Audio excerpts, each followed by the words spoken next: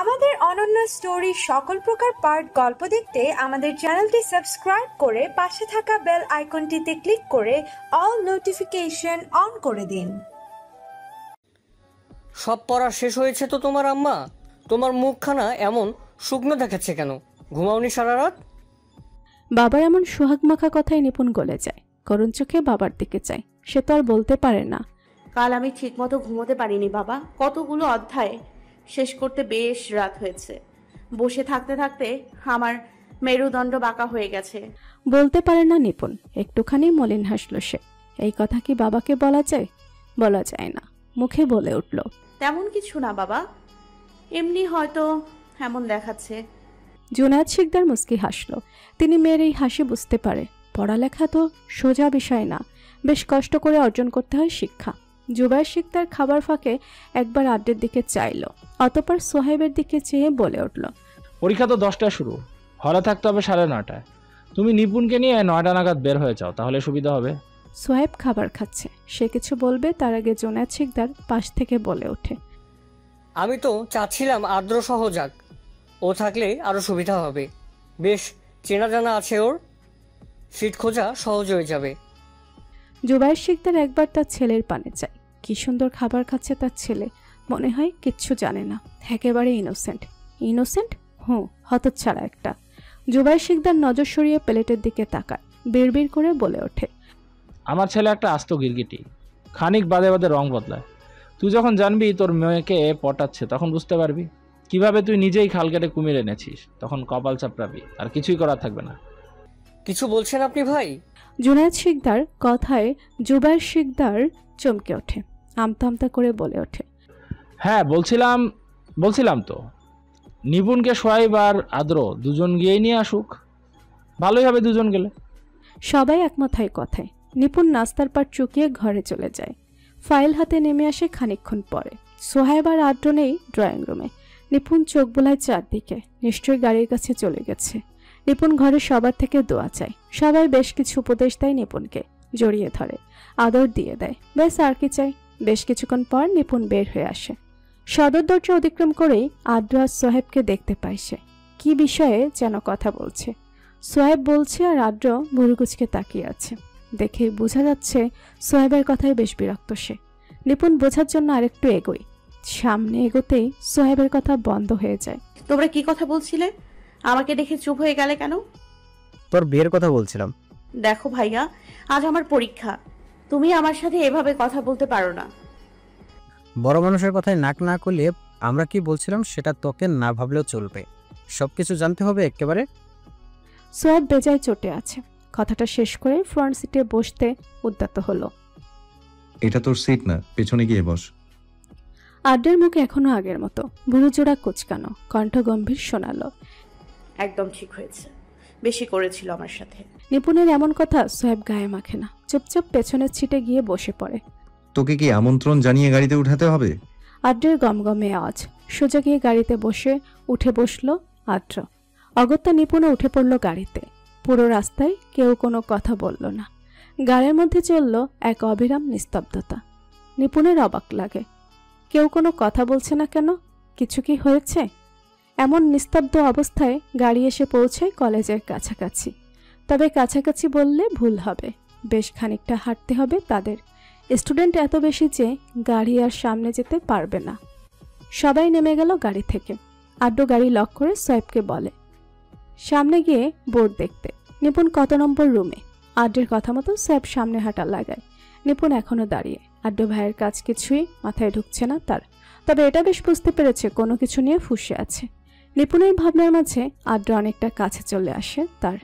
আলগে হাতটা ধরে ধীর পায়ে সামনের দিকে হাঁটা লাগায়। নিপুণ চমকায় আড্ডুর এহনো কাজে। চোরা নজরে চারপাশে তাকায়। কেউ বা তাদের দিকে তাকিয়ে আছে, আবার কেউ ব্যাপারটাকে সম্পূর্ণ এড়িয়ে চলেছে। চুপচাপ হাঁট, এমন চোরের মতো করছিস কেন? মানুষ দেখছে তো তারা কি ভাবে? তাদের ভাবনা দিয়ে আমার বা তোর কি? আমরা তাদের খাই না পড়ি? নিপুণ এই কথার প্রেক্ষিতে কিছু বলতে পারল না। তার মনে তো ঘুরছে অন্য কিছু। একটা কথা বলি আদ্র ভাই। বল। আপনি কি রেগে আছেন? আড্ডুর সোজাসাপটা উত্তর।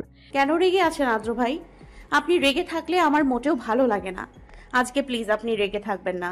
নিপুণের কথায় আদ্রতার দিকে নজর দেয়, কোমল কণ্ঠে বলে ওঠে, আমি কি তোর উপর রেগে আছি?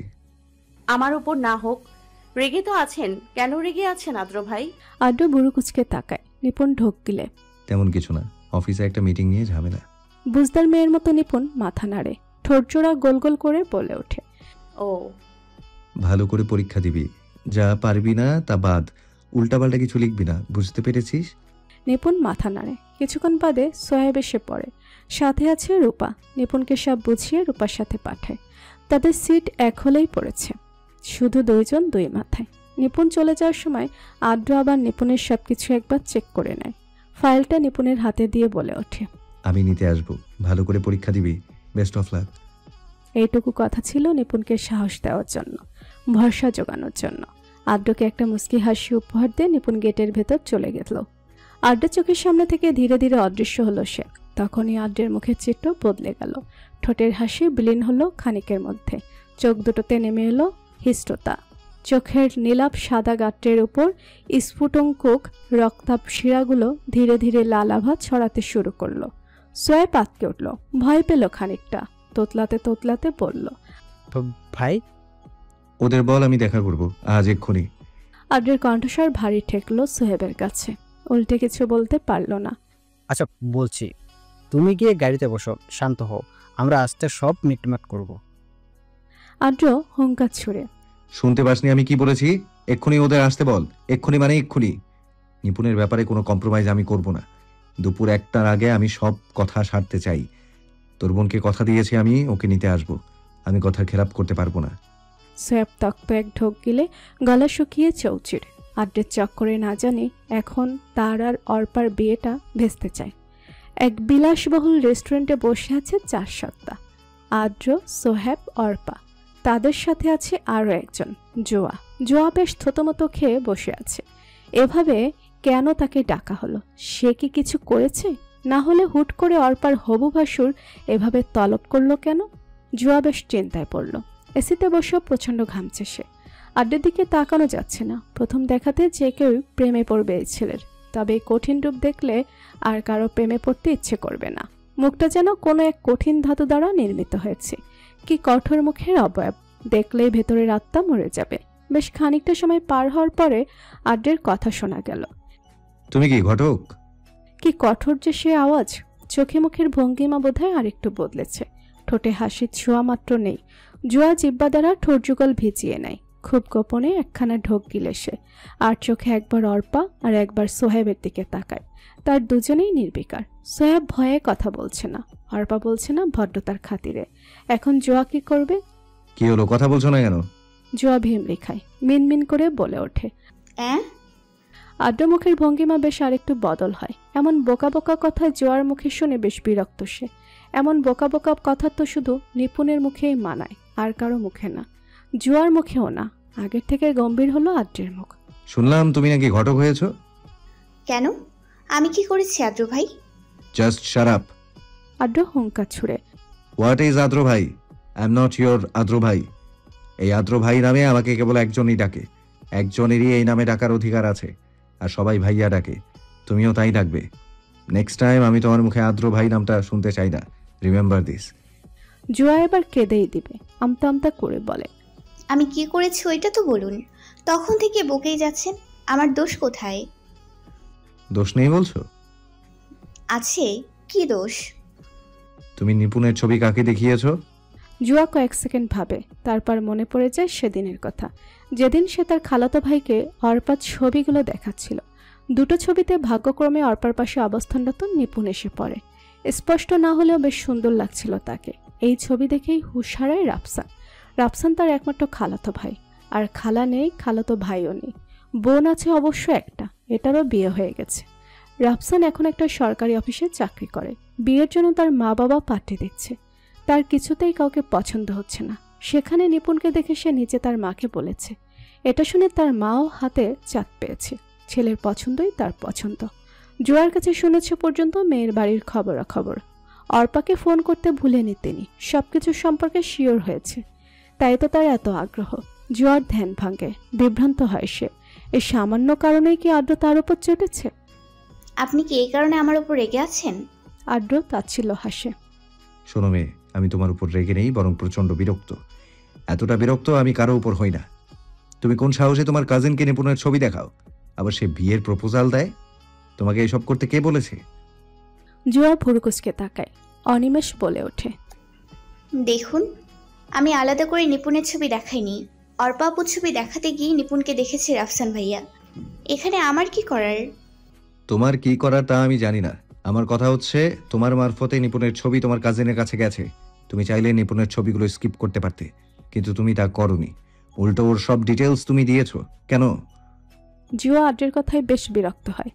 একে তো তাকে প্রথম থেকে অপমান করছে, তার উপর আবার এসব কোন ধরনের কথা? নিপুণকে তার ভালো লেগেছে, ছবি দিতেও পারে, এতে সমস্যা কি? ছবি দিয়েছি তো কি হয়েছে? কোনো সমস্যা? আদ্র চোখ উল্টে সোহেবের দিকে তাকায়, গম্ভীর মুখে বলে ওঠে, তোর শালিকে বলে দে কি সমস্যা, সমস্যার গভীরতাটাও বলে দিস। কথাটা শেষ করে আদ্র সজোরে চোখ মুখ কুঁচকে নেয়, মুখ দিয়ে চসূচক আওয়াজ করে বলে ওঠে, সরি, ভুল হয়েছে, না হওয়া শালি। আদ্রের শেষের কথায় সোহেব করুণ চোখে আদ্রের দিকে তাকায়। কোনো সুরাহা দেখতে পায় না সোহেব। অর্পা একবার সোহেব আর একবার জোয়ার দিকে তাকায়। দুজনেই তবদা মেরে বসে আছে, একজন ভয়ে তো আরেকজন রাগে। তখনই অর্পা বলে ওঠে, ভাইয়া, জোয়া তো কিছু জানে না, তাই এমন করে ফেলেছে। আমি ওকে সব বুঝিয়ে বলছি। দেখো অর্পা, তুমি বুদ্ধিমতী, যেভাবেই হোক মোড় ঘুরাও। এখন নিপুণের পরীক্ষা, আমাকে অন্তত পরীক্ষা শেষ হওয়া পর্যন্ত সুযোগ দাও। এর আগে যে করেই হোক ওদের আটকাও। আমি চেষ্টা করব ভাইয়া। শুধু চেষ্টা না, ওদের আটকাতেই হবে। ওর পরীক্ষা শেষ হওয়ার আগে যদি আমাদের বাড়িতে এসব নিয়ে কোনো কথা শুনি, তাহলে কি হবে আমি তা নিজেও জানি না। আমি সব ধ্বংস করে দিতে 1 মিনিটও ভাববো না, অ্যান্ড আই মিন ইট। আদ্রের এমন শীতল হুমকিতে চমকে ওঠে অর্পা। আদ্র কথাটা বলে আর 1 মিনিটও বসে না। একবার বাহাতে ঘড়িটাতে সময় দেখে নেয় সে। 1টা বাজতে বেশি দেরি নেই। ঘড়ির কাঁটা 12:35 ঘরে। আদ্র সময় নষ্ট করে না, দ্রুত গাড়ির চাবিটা নিয়ে বাইরে বেরোতে উদ্যত হয়। তখনই সোহেব পেছন থেকে ডেকে ওঠে, কোথায় যাচ্ছ তুমি? নিপুণকে আনতে। আমি ওকে কথা দিয়েছি আজকে আমি ওকে আনতে যাব। কথাটা বলে আদ্র আর 1 মিনিটও থামে না, দ্রুত পায়ে ত্যাগ করে রেস্টুরেন্ট খানা। আদ্র যেতেই সোহেব পেছন থেকে বলে ওঠে, পাগল একটা। সোহেবের কথায় জ্বলে উঠল জোয়া। অর্পার দিকে তাকিয়ে বলল, সমস্যা কি? এখানে কি হচ্ছে বলবো আমাকে? সোহেব একবার জোয়ার দিকে তাকায়, তারপর ওয়েটারকে ডেকে 3টে কোল্ড ড্রিঙ্কসের অর্ডার দেয়। অর্পা সোহেবের কাজে বিরোধিতা করে, কোল্ড ড্রিঙ্কস কেন? একটু আগে তো কফি খেলাম, এখন আবার কোল্ড ড্রিঙ্কস? শোনো অর্পা, তোমাকে ভাই কিছু বলেনি, যা বলেছে আমাদের বলেছে। আমাদের মাথা, মন, পেট সব গরম, বেশ গরম। এখন কোল্ড ড্রিঙ্কস ছাড়া এগুলো ঠান্ডা করা যাবে না, বুঝলে? অর্পা কিছু বলে না সোহেবের কথায়, সোজা দৃষ্টি নিক্ষেপ করে জোয়ার উপরে। জোয়ার চোখে চোখ পড়তে জোয়া গজি ওঠে, বোবা হয়ে গেছো তুমি? কথা বলতে পারো না? সোহেব জোয়ার কথায় হেসে ওঠে, কিঞ্চিত হেসে বলে উঠল। সোহেব অর্পার সামনে আর জোয়ার সামনে একটা কোল্ড ড্রিঙ্কসের গ্লাস রাখতে রাখতে আবার বলে ওঠে। সোহেব কথা বলার মাঝে জোয়া কোল্ড ড্রিঙ্কসের গ্লাসটাতে কয়েক চুমুক বসায়। জলদি বলো, কি বলবে? দেখ জোয়া, তুই আদ্র ভাইয়াকে যেমন ভাবছিস, ভাইয়া ঠিক তেমন নয়। উনি নিপুণের ব্যাপারে খুবই সেন্সিটিভ। তুই জানিস, এই একদিনের রাফসান ভাইয়ের কুণ্ডলি সব বের করে ফেলেছে। সব বলতে সব। জোয়া চমকায় না, ভাই বোনের জন্য এতটুকু করতেই পারে। সে বলল, এটা আর এমন কি? বুঝতে পেরেছি বোনকে একটু বেশি ভালোবাসে, তাই এমন। ভাই বোনের জন্য এটুকু করতেই পারে। সোহেব বিষম খায়, খক খক করতে করতে বলে ওঠে, ভাগ্যিস ভাই নাই এখানে, না হলে 2 চড়ে 64টা ফেলে দিতাম। কেন? আর 64টা কিভাবে হয়? সোহেব ঢোক গিলে বলল, 32টা তোমার আর 32টা আমার। সোহেবের কথায় জোয়া হেসে ওঠে, তবে তার হাসি বেশিক্ষণ স্থায়ী হলো না। অর্পা তখনই বলে উঠল, দেখ, আদ্র ভাইয়া নিপুণকে ভালো তো বাসে, কিন্তু বউয়ের মতো না। তবে কিসের মতো? বউয়ের। হোয়াট? জোয়া অবাকের চরম সীমানে বিস্মিত কণ্ঠে বলে উঠল, কিন্তু তারা তো ভাই বোন। তবে এক মায়ের পেটের না, চাচাতো। অর্পা জোয়াকে সব খুলে বলতে লাগলো। যত শুনতে লাগলো তত বিস্মিত হলো জোয়া। আদ্র দ্রুত গতিতে গাড়ি চালিয়ে এসেছে। 2-3 মিনিটের মতো বসে আছে সে। স্টুডেন্টরা বেরোচ্ছে। তাদের মাঝে আদ্র নিপুণকে দেখতে পেল। তবে নিপুণকে দেখে আদ্রের বুক মোচড় দিয়ে উঠল। কি হয়েছে নিপুণের? ও এভাবে কাঁদছে কেন? পরীক্ষা কি তবে ভালো হয়নি? নিপুণের এহেন কান্নায় আদ্রের মনের মধ্যে হাজারটা প্রশ্ন চলে এসেছে তৎক্ষণাৎ। সময় না বের করে আঁকড়ে ধরে নিপুণকে। চারপাশ থেকে লোক দেখছে। দেখলে দেখুক, তাতে কি? কেউ আবার গুজুর গুজুর ফুসুর ফুসুর করছে। দেখ দেখ, মেয়েটা কাঁদছে। হ্যাঁ, বোধ হয় পরীক্ষা ভালো হয়নি। হতে পারে। রূপা আছে দাঁড়িয়ে। সে কিছু বলতে পারছে না। বলবে কি করে? নিপুণ কি তাকে বলেছে? সেই তখন থেকে কান্না করেই যাচ্ছে, কথা পর্যন্ত বলছে না। ইতোমধ্যে রূপার জন্য রক্সা চলে আসে। রূপার বাবা আসতে পারবে না বিধায় রিক্সা পাঠিয়েছে, পরিচিত রিক্সা। রূপাকে দেখেই রিক্সাওয়ালা মামা তার কাছে এনে রিক্সা থামায়। রিক্সা এসে দাঁড়াতেই আদ্র রূপাকে উদ্দেশ্য করে প্রশ্ন করল, তোমার জন্যই এসেছে? হ্যাঁ, আসলে আজকে বাবা আসতে পারবে না, তাই রিক্সা পাঠিয়ে দিয়েছে। তাহলে তোমার যাওয়া উচিত। তোমার বাবা না হলে অযথাই টেনশন করবে। কিন্তু নিপুণ?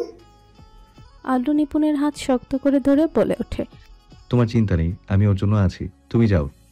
আমি ওর জন্য আছি কথাটা দ্বারা আদ্র রূপাকে বুঝিয়ে দিয়েছে সে একাই নিপুণের জন্য যথেষ্ট।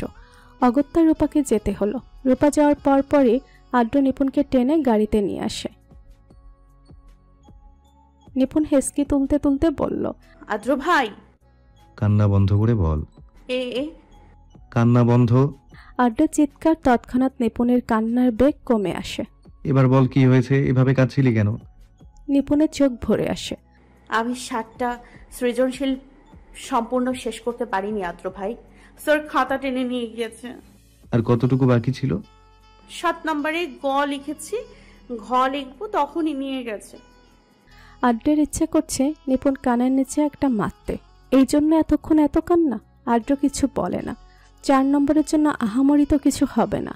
এখন নিপুণের মাইন্ড ডাইভার্ট করা উচিত, না হলে অন্য পরীক্ষাগুলোতেও এমন হবে। আদ্র আর নিপুণ বসে আছে ফুচকা স্টলে। নিপুণের মন ঠিক করার জন্য এখানেই আসা। একটু আগে নিপুণ যখন কাঁদতে কাঁদতে বের হয়েছিল, তখন আদ্রের শ্বাস প্রশ্বাস ভারী হয়ে গিয়েছিল বোধহয়। এখন সব ঠিক আছে।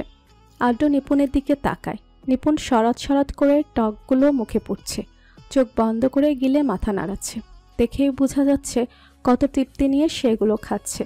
কিন্তু খানিক আগে যে চোখের জল আর নাকের জল একসাথে করেছে এই মেয়ে, কে বলবে সে কথা? খাবার শেষে আদ্র বিল চুকিয়ে গাড়িতে গিয়ে বসে। নিপুণের হাতে আইসক্রিমের বক্স আর ওনান টাইম চামচ। এটা আদ্রের কর্ম। এমন ঝাল টক খেয়ে কিছুতেই পানি খাওয়া যাবে না, এর জন্যই বিকল্প ব্যবস্থা। আদ্র গাড়ি স্টার্ট দেয়। তাদের গন্তব্য এখন শিকদার বাড়ি। জুয়া পুরো থ হয়ে বসে আছে। অর্পা সোয়েবকে পুরো কথা শুনেছে সে। আদ্র নিপুণকে ভালোবাসে এই কথাটা থেকে জুয়া বেশি অবাক হয়েছে তাদের ভালোবাসার সময়সীমা দেখে। কিভাবে এত বছর আদ্র কিভাবে গোপনে নিপুণকে ভালোবেসেছে সে তো পারত না, কখনোই পারত না।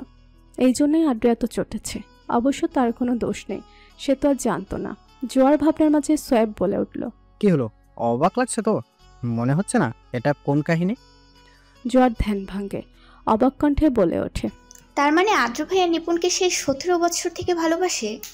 এখন যদি আদ্র ভাইয়ের বয়স 29 বছর হয়, তাহলে সময়সীমা দাঁড়ায় 12 বছর। কিভাবে কি? আর নিপুণ মাত্র কয়েক বছর আদ্র ভাইকে ভালোবাসে? জোয়ার বিস্ময়ের কারণ সোয়েব বুঝতে পারে। সে বলল, দেখো জয়া, আমি প্রথম থেকে সব জানি। নিপুণের ভালোবাসার পরিমাণ ভাইয়ের তুলনায় অনেক ছোট। কিন্তু কি বলতো, ওরা দুজন দুজনকে ভালো তো বাসে। যেখানে দুই পাক্ষিক ভালোবাসা সমান তাল কাজ করছে, সেখানে আমার কথায় কিছু হবে না। ওদের ভালোবাসা ওরা খুঁজে নিয়েছে, আমি ওদের সাপোর্ট করি। আমি জানি নিপুণের জন্য ভাই একদম পারফেক্ট, সদ্ভাব। কেউ যদি না মানে আমি ধরে ওদের বিয়ে করে দেব। জোয়া চেয়ে আছে সোয়েবের পানে।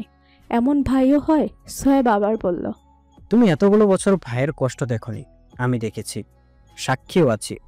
ভাই ভেতরে ভেতরে পুরে কয়লা হয়ে গেছে, শক্ত এক ধাতুতে তৈরি করেছে নিজেকে। সবার সামনে যথেষ্ট স্ট্রং, কিন্তু মনে মনে সে ফোকলা ফাঁকা। তোমাকেও তো আজকে অনেক কথা বলেছে। কেন বলেছে জানো? জোয়া মাথা নাড়ায়, অর্থাৎ সে জানে না। কারণ তুমি ওর সবচেয়ে দুর্বল জায়গায় হাত দিয়েছ।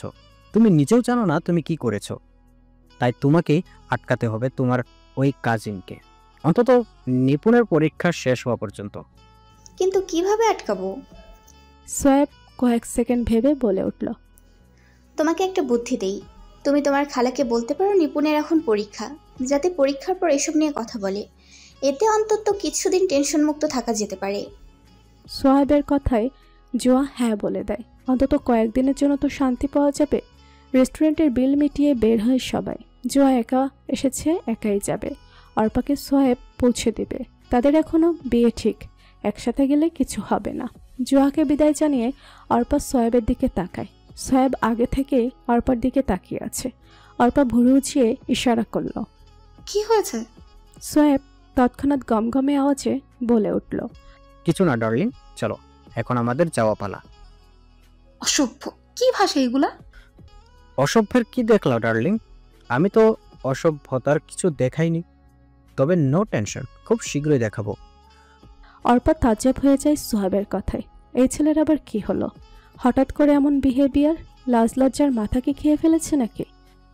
যে ছেলে একটু আগে ভাইয়ের সামনে কাঙালের মতো বসেছিল, অনবরত হাঁটু কাঁপছিল, তার মুখে এমন কথা মানাচ্ছেই না। অর্পার কথায় সোহেব মনে মনে লজ্জা পায়, তবে তা বাইরে প্রকাশ না করেই বলল, ওটা ভয়ে না, এমনি কাঁপছিল। ভাইকে সম্মান করে বিধায় এভাবে বসেছিলাম, না হলে দেখতে।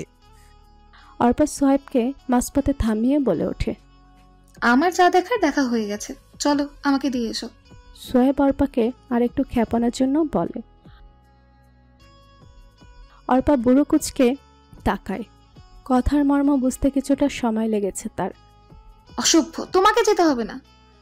কথাটা বলে অর্পা হাঁটা লাগায়। এই ছেলের সাথে এক গাড়িতে আজ কিছুতেই যেতে পারবে না সে। আরে আমি তো মজা করছিলাম। অর্পা দাঁড়াও, অর্পা। অর্পা থামে না, হাঁটার বেগ বাড়ছে তার, চারপাশে তাকাচ্ছে না। তখনই পেছন থেকে সোহেব বলে উঠল, Arpa, I love you so much. পাজোড়া থেমে যায় অর্পার। ও কি ঠিক শুনেছে? সোহেব কি বলল এখন? আজ রবিবার, নিপুণের পরীক্ষার শেষ দিন। আজকেও আড্ডু আসবে নিতে। যতদিন পরীক্ষা ছিল আড্ডুই দিয়ে গেছে, আবার আড্ডুই নিয়ে গেছে। নিপুণ এখন কলেজের পাশে বড় বটগাছটার নিচে অপেক্ষা করছে। রোদ্দুর নেই এত, তবে তার তেজ আছে 16 আনা। তাও যেন নিপুণের মুখে বিরক্তি নেই। আজ আড্ডের আসতে একটু দেরি হচ্ছে, এতে কোনো সমস্যা নেই। আড্ডের দেরি হলেও সে এখানেই আসবে, তা নিপুণের জানা। আড্ডের জন্য নিপুণের বেশ খারাপ লাগে। সকালে তাকে নিয়ে কলেজে আসে, নামিয়ে দিয়ে অফিসে যায়, আবার পরীক্ষা শেষ হওয়ার আগেই চলে আসে। এই ভিড়ের মধ্যে তপ্ত গরমে দাঁড়িয়ে থাকে। তাকে বাড়িতে নামিয়ে দিয়ে আবার অফিসে যায়, ফিরেও অনেক রাত করে। নিপুণ ইদানিং খেয়াল করছে আড্ডু রাতে খাবার খায় না, হয়তো বেশি ক্লান্ত থাকে। তাই এসে নিজের রুমটায় লাইট নিভিয়ে দেয়, তাই আর নিপুণের যাওয়া হয় না ওই ঘরে। নিপুণের কথার মাঝে আড্ডের গাড়ি চলে আসে। ধ্যান ভাঙে নিপুণের। সামনে তাকাতেই ভেসে উঠল আড্ডের ক্লান্ত শ্রান্ত মুখখানা। নিপুণ মনে মনে বলে ওঠে, মুখখানা এত মলিন কেন আদ্র ভাইয়ের? আড্ডু আগানোর আগেই সে ছুটে আড্ডের কাছে চলে যায়। যাওয়ার পথে হোঁচট খায় বটে, তবে নিজেকে সামলে আবার সামনের দিকে দৌড় লাগায়। নিপুণ এক ছুটে আড্ডের সামনে এসে হাঁপাতে থাকে। এভাবে দৌড়াচ্ছিস কেন? পেছনে কি পাগলা কুকুর তাড়া করেছে? নিপুণ কথা বলতে পারছে না, হাঁপাতে হাঁপাতে বলে উঠল, পাগলা কুকুর তাড়া করবে কেন? শত্রুকেও পাগলা কুকুর না তাড়া করুক। আর আমাকে পাগলা কুকুর তাড়া করার সময় যেন কুকুরের কিডনি, লিভার, ফুসফুস সব বন্ধ হয়ে যায়। হতছাড়াটা যাতে ওখানেই পটল তোলে। কুকুরকে অভিশাপ দিতে বলিনি, দৌড়াচ্ছিলি কেন সেটা বল। আপনাকে দেখে। নিপুণের হাস্যোজ্জ্বল কণ্ঠ। আমাকে দেখে দৌড়ানোর কি আছে? আমাকে কি তুই নতুন দেখছিস? নিপুণ মনে মনে বলে ওঠে, আপনাকে তো আমি প্রতিদিন নতুন করে দেখি আদ্র ভাই। আপনি জানান না, প্রতিদিন নতুন রূপে আপনি আমাকে মুগ্ধ করেন। আপনার প্রতি, আপনার প্রেমে আমি পাগল, উন্মাদ, মাতোয়ারা আমি। আপনি যখন আমার চোখের সামনে থাকেন না, তখন আমার হৃদয় এক তপ্ত মরুভূমিতে পরিণত হয়। আপনি কাছে থাকলে আমার হৃদয় আনন্দের বাগান হয়ে ওঠে। অসংখ্য ফুল ফোটে সেখানে, পাখিরা গান গায়, প্রজাপতিরা নাচানাচি করে, পেটে প্রচন্ড রকম কাতুকুতু হয়। আপনি কি তা জানেন? আপনি কি জানেন আমি ঠিক কতবার ধ্বংস হই? নিপুণের ভাবনার মাঝে আদ্র বলে উঠল, কি হলো, কথা বলছিস না কেন? আমাকে দেখে আর এভাবে দৌড়াবি না। নিপুণের ধ্যান ভাঙ্গে আদ্রের কথায় বিরক্ত হয়। এমন ধ্যান ভাঙ্গে কেন? কত সুন্দর করে ভাবছিল আদ্রকে। এই ভাবনার মাঝে কত কত ভালোবাসা লুকিয়ে আছে, তা আদ্র কি করে বুঝবে? নিশ্চয় বুঝবে না এই কাঠখোট্টাটা। জানে তো শুধু ধমকাতে আর দোষ ধরতে। নিপুণ আদ্রের দিক তাকিয়ে বলে উঠল, আপনাকে দেখে আর দৌড়াবো না, অন্য ছেলেদের দেখলে দৌড়াবো, পারলে কোলে উঠে যাব। খুশি? নিপুণের এমন কথায় আদ্র জ্বলে ওঠে। দপদপ করে মাথায় রাগ উঠে যায়। এমনিতেই আজকে মাথা গরম হয়ে আছে, তার উপর আবার নিপুণের এমন কথা।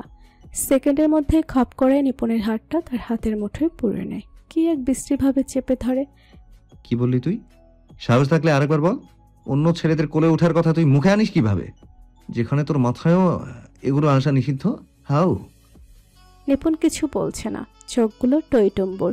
এক্ষুনি বৃষ্টি নামবে বোধহয়। সে কি করেছে? একটু মজাই তো, মজাও কি করা যাবে না? নিপুণের চোখের পানি কোটো ছেড়িয়ে বেরিয়ে আসে, গড়িয়ে পড়ে গাল বেয়ে। নির্দয় আদ্র ছাড়ে না, তার কঠিন মন গলে না। সে জানে নিপুণ মজা করেছে, তাই বলে অন্য ছেলের সঙ্গে নিজের নাম জুড়েছে। সে জানে এতে তার কতখানি লেগেছে। যদি জানতো তাহলে এমন কথা বলতো না। সোহেব আর অর্পা গাড়িতে বসে এতক্ষণ ধরে আদ্র আর নিপুণের কাণ্ড দেখছিল। হঠাৎ করে অবস্থা এমন বেগতিক হবে বুঝতে পারেনি। তারা দ্রুত নামে গাড়ি থেকে। সোহেব ছুটে গিয়ে আদ্রকে ছাড়ায়। অর্পা নিপুণকে ধরে। তোমরা রাস্তায় এমন মারামারি শুরু করেছো কেন? সেটা তোর বোনকে জিজ্ঞেস কর। মুখে লাগাম দিতে শেখেনি এখনো, যা মুখে আসে তাই বলে। আদ্রির এমন কথা কর্ণপাত হতেই নিপুণ হনহন করে গাড়ির দিকে চলে যায়। পেছনের দরজা খুলতে উদ্যত হলে আদ্রের গম্ভীর কণ্ঠ ভেসে আসে, যদি তুই জেদ দেখিয়ে পেছনের সিটে বসিস নিপুণ, তাহলে এখানে আমি রক্তে রঙা বইয়ে দেব। নিপুণ ভয় পেল না, জেদ দেখিয়ে পেছনের দরজায় খুলল। আদ্র দ্রুত পা চালালো। খানিকের মাঝে পৌঁছে গেল নিপুণের কাছে। হাত চেপে ধরল খুব কঠোরভাবে। নিপুণের মনে হলো যেন তার হাত কবজি দিয়ে খুলে যাবে। আদ্র হিস হিসিয়ে বলে উঠল, কথা কানে যায় না কালা? তুই সবার সামনে মার খেতে চাস? ফ্রন্ট সিটে বস।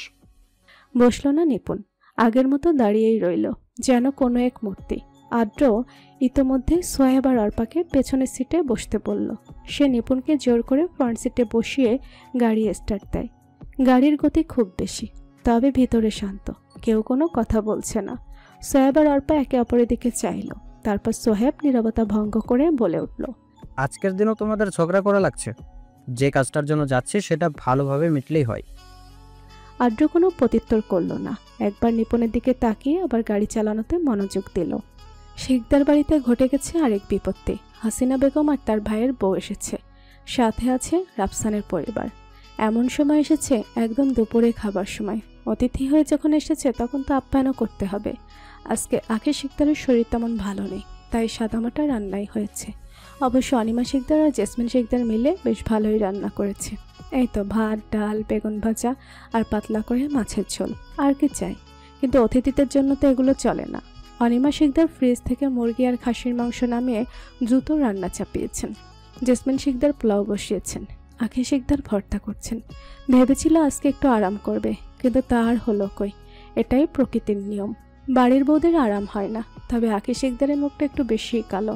চা নাস্তা দেওয়ার সময় শুনে এসেছে তারা নাকি তাদের ছেলের জন্য নিপুণের হাত চাইতে এসেছে। এই ব্যাপারটাতে তিনি বেশ নারাজ, যদিও সম্পূর্ণ শোনেনি। কথাবার্তায় তো এমনি মনে হয়েছে, পরে কথা বললে তারপর বোঝা যাবে সব কিছু। সবাই মিলে টেবিলে খাবার পরিবেশন করছে, যদিও তারা বলেছেন আগে কথা বলবে, খাবার তো পরেও খাওয়া যাবে।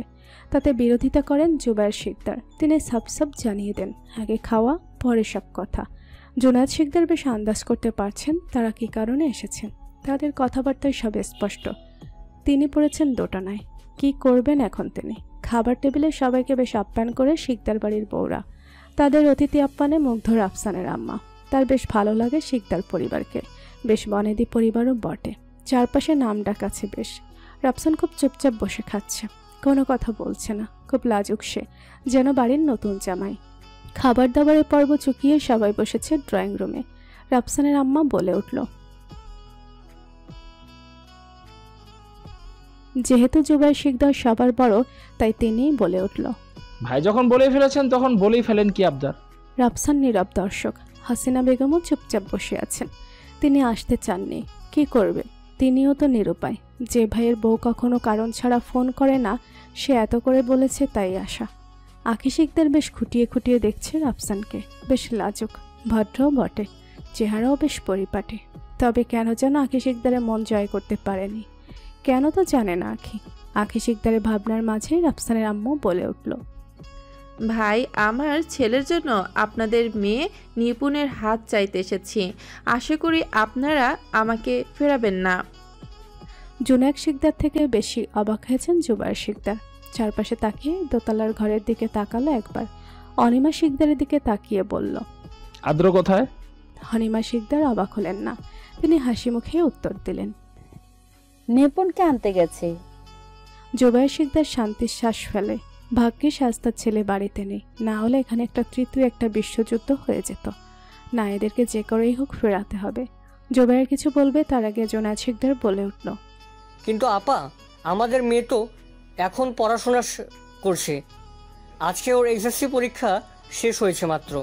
এখনই কি করে বলুন? আর আমরা এখনও কিছু ভাবিনি তেমন। বুঝতেই পারছেন, একটা মাত্র মেয়ে আমাদের। মুখের কথা কেড়ে নিল রাফসানের আম্মু, বলে উঠল, ভাই, আমার ছেলে রাফসান হাজারে একটা। সেও আমার একমাত্র ছেলে। কখনো আমার উপরে কথা বলেনি। এখন একটা সরকারি চাকরি করে। আল্লাহর রহমতে আমাদের বাড়ি গাড়ি সব আছে। আপনাদের মেয়েকে আমরা রাজরানী করে রাখবো সেখানে। আর যদি বলেন পড়ালেখার কথা, তাহলে নিপুণ যতটুকু পড়তে চায় ততটুকু পড়বে। আমাদের কোনো আপত্তি নেই। কিন্তু আমার আপত্তি আছে। কথাটা ভেসে আসে সদর দরজার কাছ থেকে। সবাই সে আওয়াজ লক্ষ্য করে সেদিকে তাকালো। অনিমা শিকদার আটকে উঠল, ছুটে গেল সেদিকে। আদ্র, হাত জুড়ে রক্ত। এত রক্ত কেন? কি হয়েছে? জুবায়ের শিকদার উঠে দাঁড়ায়। ছেলের সাদা শার্টের হাতটা রক্তে মেখে আছে। তবে কি যেটার ভয় পাচ্ছিল সেটাই হচ্ছে? এখন কি হবে উপর আল্লাহই ভালো জানে। জুবায়ের শিকদারের ভাবনার মাঝে পেছন থেকে বেরিয়ে এলো আরও 3 মাথা, সোয়েব, অর্পার, নিপুণ। ফ্ল্যাশব্যাক। আদ্র এক নির্জন গলিতে এনে গাড়ি থামায়। গাড়িখানা সাইডে রেখেই সবাইকে বাহিরে নামার ইশারা দেয়। সবাই তার ইশারা মতো নেমে দাঁড়ালো। আদ্র কাউকে কল করতেই ভেতর থেকে বেরিয়ে এলো 2জন প্রাপ্তবয়স্ক লোক। তাদের সাথে আছে একটি ছেলে। ছেলেটি আদ্রকে এসে জড়িয়ে ধরে। ব্রো, তুমি এসে গেছো? আদ্র ছেলেটিকে 2 হাতে তুলে নেয় কোলে। এক হাতের উপর বসিয়ে আর এক হাতে নাক টেনে বলে উঠল, তুমি আমাকে দেখতে চেয়েছো আর আমি আসবো না? তোমার জন্য আজ অনেকগুলো গিফট আছে, নিবে তুমি? ছেলেটি বেশ খুশি হয়। হুট করে আদ্রের গালে চুমু দিয়ে বলে উঠল, ইয়েস, তুমি আমাকে গিফট দেবে আর আমি নেব না? আমি তোমাকে এত ভালোবাসি জানো। আমিও। পেছনে দাঁড়িয়েছে ছেলেটির বাবা মা। তারা তাদের ছেলের আনন্দ দেখছে। করুক না একটুখানি আনন্দ। নিপুণ তাদের দেখে ভুরু কুচকায়। এদের তো কোশমিনকালেও দেখেনি নিপুণ। কারা এরা? কখনো দেখেছে বলেও তো মনে হচ্ছে না। আদ্র ছেলেটিকে কোল থেকে নামিয়ে তার বাবা মায়ের কাছে যায়, কোলাকুলি করে তাদের সাথে। সোয়েব আর নিপুণ কিছু বলছে না। তারা তো এই ভদ্রলোক আর ভদ্রমহিলাকে চিনেই না। আর ছোট বাচ্চাটা, সেই বাকে। তাদের ভাবনার মাঝে আদ্র পরিচয় করিয়ে দেয়। সে বলে উঠল, এই হলো ইমতিয়াজ নিলয় চৌধুরী আঙ্কেল, আর উনি রুবা জুলিয়েট আন্টি। আদ্র সে ছেলেটাকে কাছে টেনে বলে উঠল, আর ও আমার আফ্রো। ওর আসল নাম নীলাভ ইমতিয়াজ চৌধুরী। আচ্ছা, ওর আসল নাম নীলাভ্র ইমতিয়াজ চৌধুরী। আমি ওকে আদর করে আফ্রোই ডাকি। আমাদের নামের অনেক মিল, তাই না জুনিয়র? ছেলেটি হুহুক করে লাফিয়ে ওঠে। সে যে আজ ভীষণ খুশি তা তার কার্যকলাপে বুঝিয়ে দেয়। সোহেব নাম শুনেছে তাদের, মোটামুটি ধারণা আছে তার। সে তাদের সাথে হাত মেলায়, মোলায়েম কণ্ঠে বলে ওঠে, আপনারাই তা হলেন সেই অব্রের মা বাবা। আপনাদের কথা ভাইয়ের মুখে অনেক শুনেছি। ভাই ইউকেতে থাকাকালীন আপনাদের সাথে পরিচিত হয়েছিল। আপনাদের অনেক গল্প শুনেছি আমি ভাইয়ের কাছে। ইমতিয়াজ বেশ হাস্যোজ্জ্বল মানুষ। তিনি মুখে হাসি রেখেই বলে উঠল, তোমার ভাই কি শুধু আমাদের কথাই বলেছে? সে আমাদের জন্য কি করেছে তা বলেনি? প্রত্যুত্তরে সোয়েব কিছু বলে না। নিপুণ এখনো অবাক। সোয়েবও তাদের চেনে, শুধু সে চেনে না। নিপুণের ভাবনার মাঝে রুবা এসে তাকে জড়িয়ে ধরল। তাহলে তুমি সেই নিপুণ যার জন্য আমার বড় ছেলেটার এত কষ্ট? নিপুণ অবাক চোখে তাকায়। বড় ছেলে? কে সে? কই? নিপুণের সাথে তো কখনো দেখা হয়নি। সে বেশ চঞ্চল কণ্ঠে বলে উঠল, কিন্তু আন্টি, আমি তো আপনার বড় ছেলেকে চিনি না। রুবা আর ইমতিয়াজ হেসে ওঠে নিপুণের কথায়। রুবা আড্ডার দিকে তাকিয়ে বলে উঠল, দেখলে, তোমাকে নাকি চেনেই না। চেনা মানুষকে কেমন অচেনা করে দিল। কেমন ফিলিংস হচ্ছে এখন? ফিলিংস? আজকে আমার ফিলিংস একদম জোস। সকাল থেকেই মেজাজ তুঙ্গে, তার উপর দুপুরে ওর পেট গরম হয়েছিল, তাই একটু সারাতে হয়েছে। মুহূর্তে আদ্রের কথার ধরন বদলায়। তুমি বেশি দুষ্টুমি করছো বুঝি মেয়ে? জানো তো আদ্র একটু রাগী, বেশি দুষ্টুমি করবে না, বুঝেছো? বাহ, খুব ভালো। সবাই দেখে আদ্রের পক্ষে। কেউ একবার জানতে চায়নি কি হয়েছে। সব দোষ আগেই তার উপর চাপিয়ে দিয়েছে। তাদের কথার মাঝে ইমতিয়াজ চৌধুরী বলে উঠল, কথা পরেও হবে, চলো ভেতরে চলো। এখন আমরা পার্মানেন্টলি আদ্রের আর নিপুণের মা বাবা হয়ে যাব। ফ্রিতে দুটো ছেলে মেয়ের বাপ হওয়া কি চারটাখানি কথা? নিপুণ অবাক হলো। কিছুই বুঝল না সে। কি বলে গেল এই ভদ্রলোক? সেও তাদের সাথে পা মেলালো। চলে গেল ছোট একটি নিচতলা বাড়ির সামনে। সেখানে গিয়ে নিপুণের পা থমকে গেল। দেয়ালের কোণে একটি কালো রঙের বোর্ডে জলজল করছে গুটি কয়েক শব্দ, যেগুলো মিলিয়ে লেখা হয়েছে কাজী অফিস।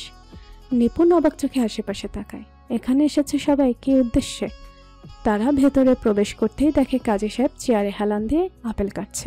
বেশ তৃপ্তি করে তা মুখে পুড়ছে আর চিবোচ্ছে।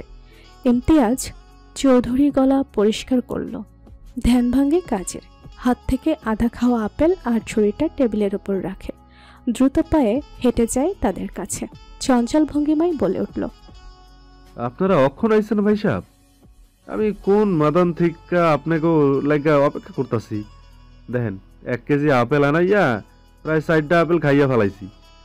আরো আধখান রইছে, ওইটা খাইলে 4টা একেবারে পূর্ণ হইব। কাজের কথা ইমতিয়াজ চৌধুরী হেসে বলে ওঠে, রফিক মিয়া, একটু দেরি হয়েছে বটে, তবে সমস্যা নেই। আপনি চাইলে বাকি আপেলগুলো খেয়ে 1 কেজি পূর্ণ করতে পারেন। আমরা ওয়েট করি কিছুক্ষণ। রফিক মিয়া তড়িঘড়ি করে বলে ওঠে, আমি আর দেরি করাইবার চাই না। মাইয়া পোলারে নিয়ে আসেন, আমি কবুল পড়াইয়া সই দস্তখত করাইয়া দেই। আপনার দেখছি আমাদের থেকে বেশি তারা, কি ব্যাপার বলেন তো?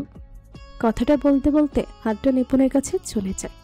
শক্ত করে মুষ্টিতে পুড়ে নেয় তার ছোট্ট হাতখানা। তবে এবারে কোনো ব্যথা লাগে না নিপুণের। আমার তারা থাকবো না বাবা, বাড়িতে 4টা বউ ফেলাইয়া আইছি। কতক্ষণ পর পর 4টা মিল্লা চুলাচুলি লাগা যায়। সোয়েব অবাক হয়ে বলে, আপনার বউ 4টা? কিভাবে কি? রফিক মিয়া লজ্জা পায় না, বুক ফুলিয়ে বলে ওঠে, আমি দেখতে একটু বুড়া, কিন্তু ভেতর থেকে অনেক স্ট্রং। বউ 4টারে পালবার ক্ষমতা রাখি। তবে আমার একটাই আফসোস। কি চাচা? সোয়েবের বেশ আগ্রহ জানার জন্য। আসলে বউ আছিল 3টা। 4 নম্বরটার লগে ফোনে আলাপ হইছে, পরে দেখা করতে গেছিলাম। উমা, যাইয়া হের পরিবারের কাছে যে এক ধরা খাইলাম, কিসে বিয়ে করাইয়া। সোয়েব হেসে ওঠে, সাথে ইমতিয়াজও। তারা দুজনেই একরকম। রফিক মিয়া তাদের থামায়। ব্যস্ততা দেখিয়া বললেন, যাগো বিয়ে করামু, তারা আসো, জলদি করো, আমার এখন মেলা কাম। আদ্র নিপুণের হাত ধরে নিয়ে গিয়ে চেয়ারে বসায়। নিজেও বসে পড়ে পাশের চেয়ারে। নিপুণ প্রচণ্ড অবাক। আদ্র আর তার বিয়ে? কখনোই না। বাবা মা পরিবারে কেউ নেই, এ আবার কেমন বিয়ে? সে কিছুতেই বিয়ে করবে না। বাবা মা জানলে কতখানি কষ্ট পাবে। কাজী সব কাগজপত্র ঠিকঠাক করে এনেছে। কবুল বলার সময় বাদল বিপত্তি। নিপুণ কিছুতেই কবুল বলবে না। নিপুণ, কবুল বল।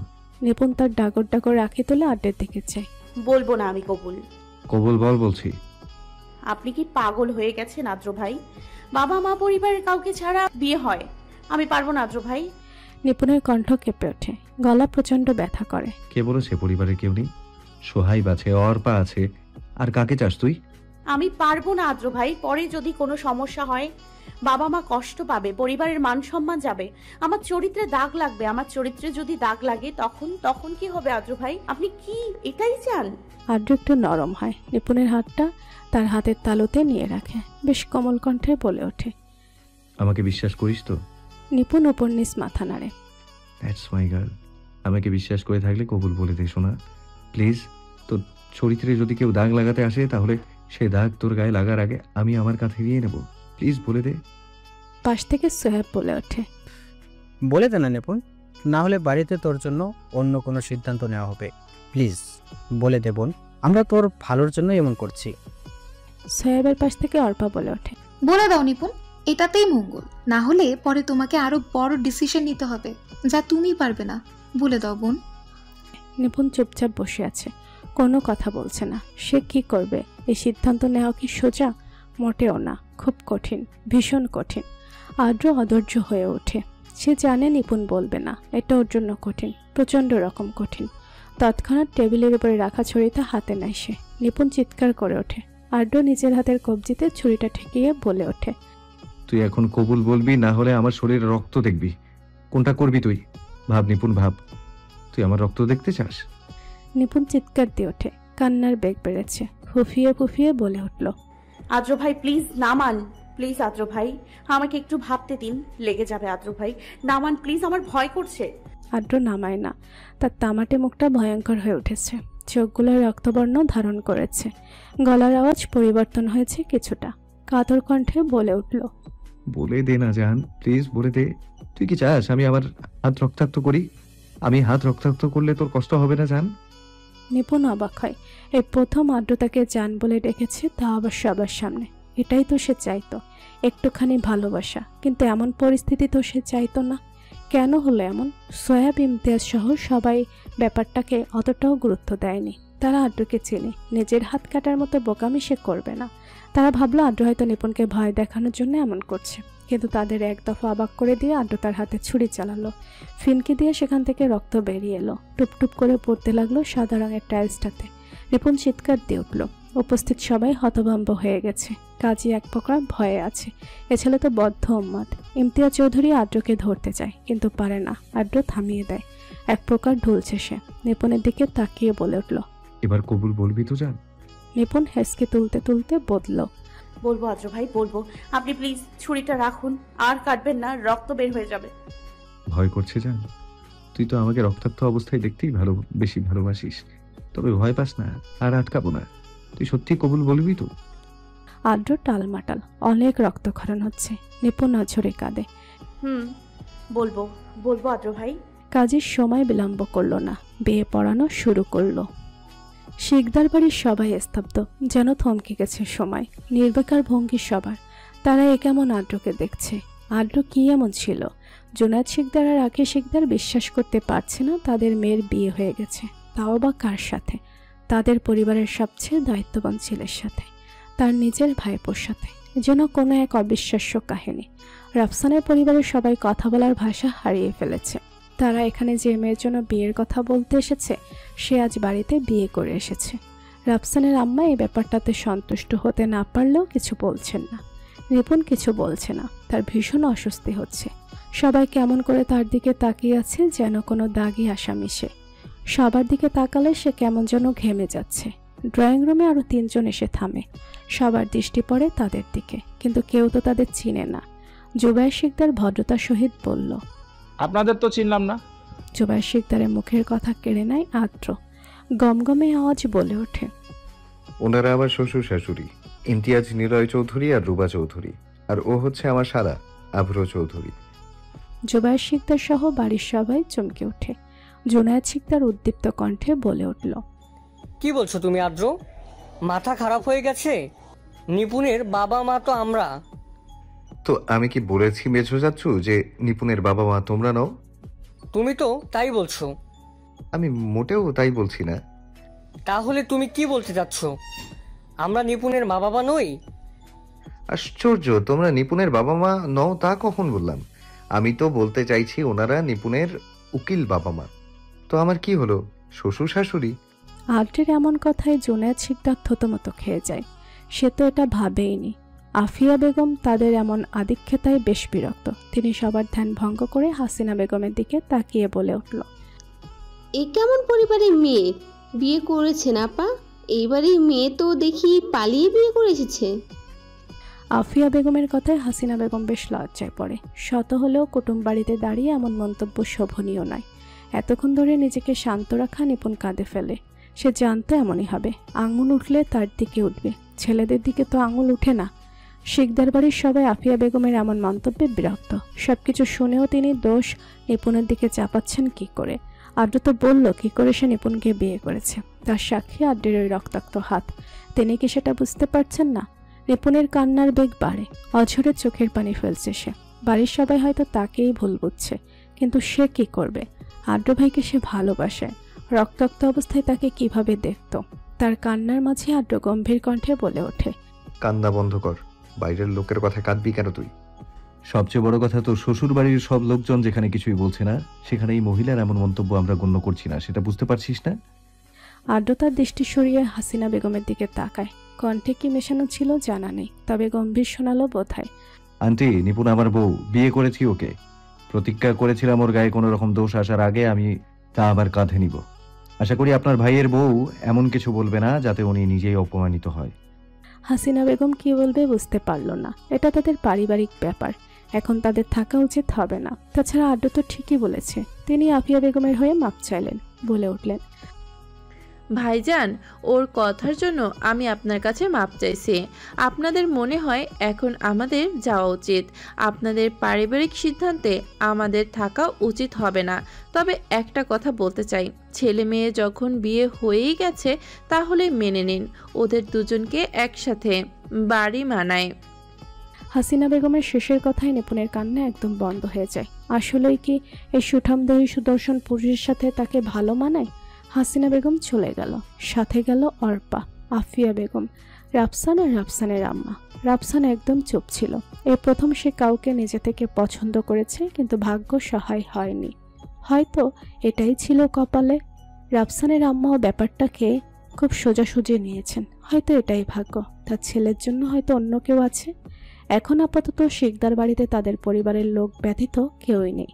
ড্রয়িং রুমে সব ভাইয়েরা গোল হয়ে বসেছে। আদ্রর কোনো ভ্রুক্ষেপ না করে একেবারে নির্লিপ্ত ভঙ্গিতে বসে আছে। হাতটাও এখনো ব্যান্ডেজ করেনি সে। চারদিকে চলছে পিন পিন নীরবতা। তবে আখি শিকদার এই বিয়েতে মোটেও অসন্তুষ্ট নয়, বরং তো তিনি আরো খুশি। আদ্রকে তিনি ছোটবেলা থেকেই চেনে। এমন ছেলের জন্য স্বভাব আসাতে হয়। অদ্ভুত। নিপুণ দাঁড়িয়ে আছে অনিমা শিকদারের পাশে, বেশ ভয় কাজ করছে। অনিমা শিকদার নিপুণের হাত চেপে বললেন, কি রে, ভয় করছে?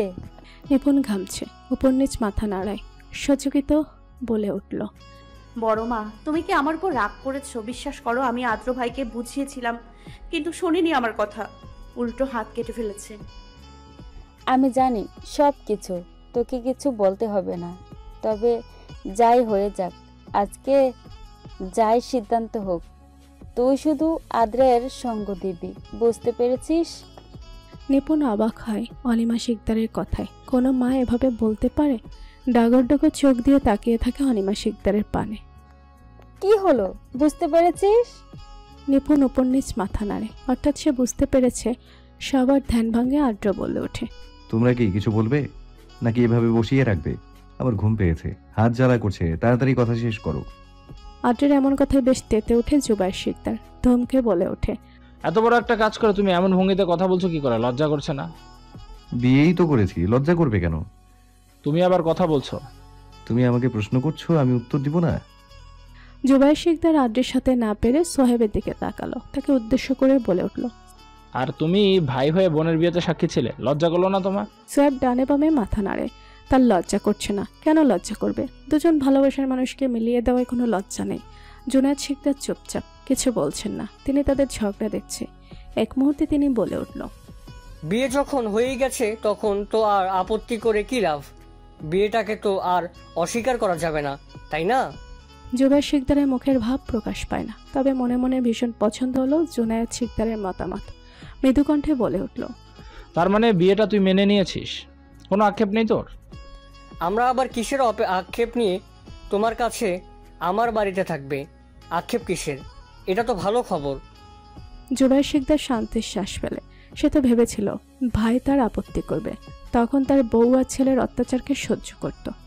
যাক, এখন অন্তত শান্তিতে একটু ঘুমাতে পারবে। তাদের কথার মাঝে আদ্র উঠে দাঁড়ালো। এ কি, তুমি কোথায় যাচ্ছ? ঘরে যাচ্ছি, একটু ঘুমাবো।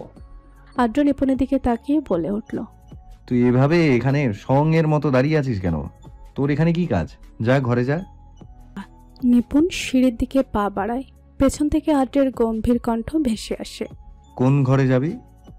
নিপুণ পেছন ফিরে চারদিকে একবার তাকিয়ে বলে ওঠে, আমার ঘরে যাচ্ছি।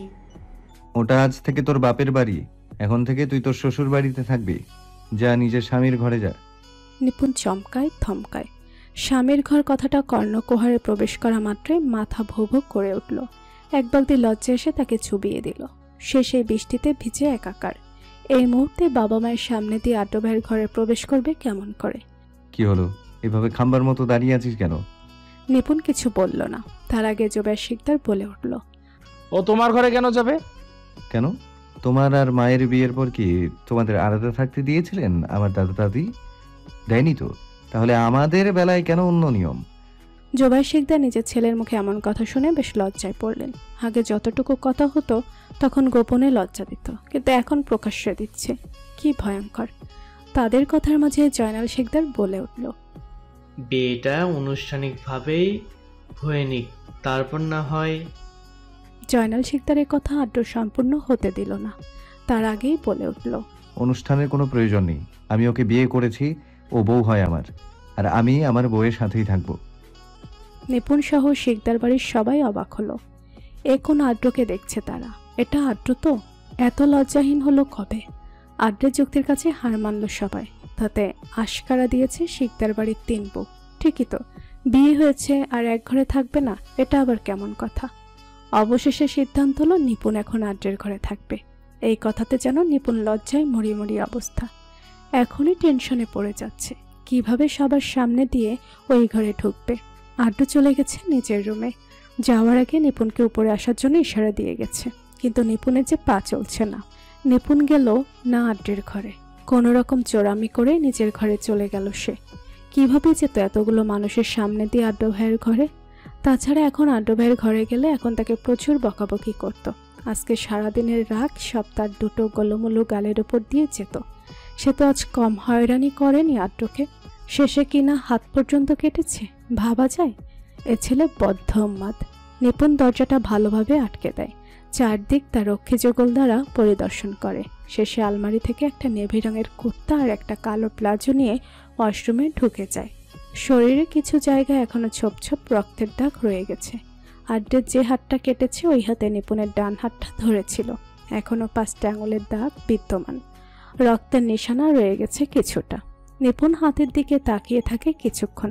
মনে পড়ে যায় ঘন্টা 2-1 আগের ঘটনা। বিয়েটা শেষ হয়েছে মাত্র। নিপুণ নীরবে অশ্রু ফেলছে। আর কিছু করার নেই তার।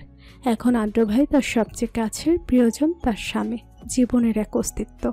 সে তখন থেকে বলছে যাতে হাতটা ব্যান্ডেজ করায়, কিন্তু কে শোনে কার কথা? সবার কথা গ্রাহ্য করার মতো ছেলে কি আদ্র? কখনোই না। ইমতিয়াজ আর সোহেব বলতে বলতে মুখ দিয়ে ফেনা ছুটিয়ে ফেলেছে, তাও আদ্র তাদের কথা পাত্তা দিল না। তার একটাই কথা, জলদি বাড়ি যেতে হবে, বাড়িতে গুরুত্বপূর্ণ কাজ আছে। অবশ্য নিপুণ এখন বুঝতে পারছে কি গুরুত্বপূর্ণ কাজ। কাজীকে 20,000 টাকা ধরিয়ে দিয়ে অফিস থেকে বের হলো সবাই। ইমতিয়াজ চৌধুরী, রুবা আর আভ্র উঠেছে তাদের নিজেদের গাড়িতে। তারাও আদ্রের বাড়িতে যাবে, কিন্তু বিপত্তি বাঁধল তখন, যখন আদ্র নিপুণকে বলল পেছনের সিটে বসতে। নিপুণ এমনিতেই ভয় আছে। গুটি গুটি পায়ে গিয়ে পেছনের সিটে ঘাপটি মেরে বসে আছে। আদ্র আসলো কিছুক্ষণ পর। সোহেব আর অর্পা বসলো সামনে। সোহেব আজকে ড্রাইভ করবে। আদ্র এসে নিপুণের পাশে বসলো, তবে নিপুণ একটু দূরে। তোকে এভাবে দূরে রাখার জন্য আমি বিয়ে করেছি? নিপুণ অন্যমনস্ক থাকলেও কথাটা কর্ণকুহর দিয়ে ঠিকই প্রবেশ করেছে। সে ফ্যাল ফ্যাল করে তাকায় আদ্রের দিকে। আদ্র আগের থেকেও গম্ভীর কণ্ঠে বলে উঠল, কাছে এসে বস। আদ্রের কথা মতো নিপুণ আদ্রের আরও একটু কাছে এসে বসে। নিপুণের কাছে এসে বসতে দেরি, কিন্তু আদ্রের শুতে দেরি নেই। আলগে মাথাটা এলিয়ে দেয় নিপুণের কোলে। এক সাইড হয়ে শোয়ার কারণে আদ্রের উত্তপ্ত নিঃশ্বাস নিপুণ পেটে বাড়ি খাচ্ছে। এই উত্তপ্ত নিঃশ্বাসে সর্বাঙ্গ হিম হয়ে আসে নিপুণের। শীত দ্বারা বেয়ে এক ঠান্ডা স্রোত বয়ে যায়। এ কি অদ্ভুত অনুভূতি! হঠাৎ করে পেট ব্যথা হয়ে নিঃশ্বাস আটকে আসলো তার। সে নিঃশ্বাস নিতে চায়, কিন্তু পারে না। পেটে কেমন যেন সুড়সুড়ি হচ্ছে। আর কতক্ষণ নিঃশ্বাস আটকে রাখবি? নিঃশ্বাস ফেল এবার। আদ্রের কথায় নিপুণের পেটে আরো উষ্ণ হাওয়া লাগে। সে ঘেমে যাচ্ছে। কপাল বেয়ে ঘাম পড়ছে। নাকের ডগা ঘেমে একাকার। নাকের ডগায় ঘাম এসে বিন্দু আকারে জমা হয়েছে অগ্রভাগে। আদ্র ছুঁয়ে দেয় সে ঘাম। মাথা তুলে দেখে নেয় নিপুণের ঘরমাক্ত মুখশ্রী। আদ্র সোয়েবকে এসি বাড়াতে বলে। আশ্চর্যের বিষয় হচ্ছে সোহেব আর অর্পা কেউই তাদের দিকে তাকাচ্ছে না। আদ্র আবার নিপুণের পেটে মুখ গুজে শুয়ে পড়ে। শুয়ে শুয়ে সোহেবকে উদ্দেশ্য করে আবার বলে ওঠে, কি হচ্ছে কি? একটা সুন্দর গান লাগা, মনে হচ্ছে শ্রাদ্ধ বাড়িতে যাচ্ছি। বিয়ে বিয়ে ফিলিংসই তো আসছে না। একজন ঘামছে আর একজন গাড়ি চালাচ্ছে, আর একজন বাহিরের প্রকৃতি দেখছে। আদ্রের কথা সোহেব আস্তে হাসে। গাড়ির অডিও সিস্টেমে গান লাগায় সে। বের বের করে বলে উঠল, বাড়িতে গিয়ে কি হবে সেটা ভেবে আমার শুকিয়ে যাচ্ছে, আর এ আছে বিয়ে বিয়ে ফিলিংস নেওয়ার তালে। সোহেবের এই ধীরগতির কথা শুনল না কেউ, এমনকি অর্পাও না। গানের আওয়াজ সবার কানে পৌঁছায়। আদ্র মাথাটা একটু উপরে উঠায়, নিপুণের একটু কাছে যায়, ফিস ফিস করে বলে ওঠে, it's time for my romance, don't disturb at all, mind it. কথাখানা বলে আদ্র আরও গভীরভাবে মুখ গুজে নিপুণের পেটে ঠোঁট দিয়ে ছুঁয়ে দিতে থাকে তার পেট। এই ছোট ছোট স্পর্শ আজ নিপুণের মরে যাওয়ার কারণ হবে বোধহয়। গাড়িতে গান বাজতে লাগলো, তুমি যদি আমাকে কাছে এসে ভালোবাসো, কি জানি হয় হৃদয়ে, কি করে তোমায় বোঝাবো। বিকেল গড়িয়ে সন্ধ্যা নেমেছে ধরণীতে। আলো পরিবর্তন হয়েছে আকাশের। কিছুটা অন্ধকারের মাঝে ভেসে আছে কমলা আর হলুদাভ রঙের মিশ্রণ। বেশ সুসজ্জিত আজ আকাশ। সন্ধ্যা হয়েও যেন হয়নি। নিপুণ ওয়াশরুম থেকে বের হয়ে আসে। পরনে কালো রঙের প্লাজো আর নেভি রঙের একটি কুর্তা। ওড়না পরা নেই। সে চুলগুলো ছাড়তে ছাড়তে জানালার দিকে এগিয়ে গেল। হাতের গামছাটা গলায় ঝুলিয়ে জানালাটা খুলে দিল। মৃদু হাওয়া হচ্ছে বাহিরে। আকাশও আজ নিজের সৌন্দর্য দেখাচ্ছে, যেন সে আজ কোনো এক বিশেষ কারণে নিজেকে পরিপাটি করেছে সে। নিপুণ চোখ বন্ধ করে নাক দিয়ে শ্বাস টানে। মৃদু হাওয়া নয়, তার থেকেও বেশি হাওয়া দিচ্ছে আজ প্রকৃতি। শীতল হাওয়া, মন প্রাণ জোড়ানো শীতল হাওয়া। কয়েক মুহূর্তে নিপুণের শরীর হিম হয়ে আসে। এক্ষুনি গোসল করেছে সে, তাই বোধহয় ঠান্ডাটা একটু বেশি লাগছে। আবার জানালাটা বন্ধ করে আগের মতো পর্দা টেনে দিল সে। গামছাটা চেয়ারের উপর মেলে দিয়ে খাটের একপাশে গিয়ে বসল। আয়নাটাই তার চেহারা দেখা যাচ্ছে। নিপুণ স্থির হতে পারে না। খাট থেকে উঠে চলে যায় আয়নার সামনে। আজ তাকে কেমন যেন লাগছে। মুখটা একেবারে ফ্রেশ, কোনো তৈলাক্ত ভাব নেই মুখে। হয়তো এক্ষুনি গোসল করেছে সেজন্য। জামা কাপড়গুলো যেন তাকে একটু বেশিই মানিয়েছে। ছুটে গিয়ে আলমারি থেকে কালো রঙের বেশ বড় একটা ওড়না নিয়ে আসলো। ঘোমটা দিয়ে গায়ে জড়ালো ওড়নাটা। এর প্রথম নিজের প্রতি এত মুগ্ধ হচ্ছে।